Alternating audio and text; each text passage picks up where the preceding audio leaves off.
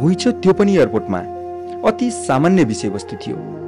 झमक त्रिभुवन अन्तर्राष्ट्रिय विमानस्थलबाट बाहिर आफ्ना घुम्टा झोलासहित लम्कँदै थियो। उसले जन्मधरतीको बाँच्न सुकेको केही पल मात्र भएको थियो। ज्यान अरठिएको जस्तो भएको थियो। जेट ल्याग भनिन्छ क्यारे।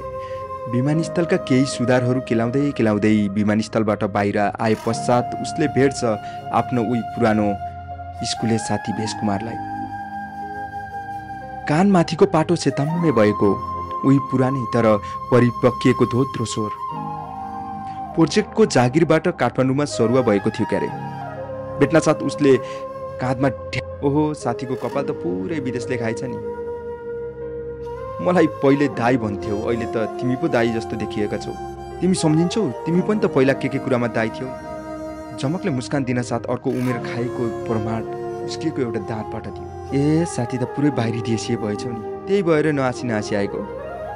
सायद यो ठट्टा थियो। साथी मैले जवानी नै विदेशमा बुझाएर आएँ, तिमी दाँत र कपालमा मात्र किन जान्छौ। एउटा मजाक बार्गेनिङ गरेपछि सुटकेस सहित ट्याक्सीमा चढ्यो।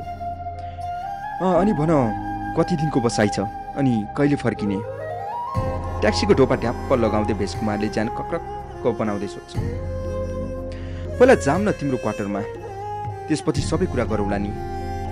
उसको एउटा मौन हस आर्यघाटको इलेक्ट्रिक शवगृहबाट निलो आकाशमा फैलिँदै गएको मुस्लोसँगै फैलिन्छ।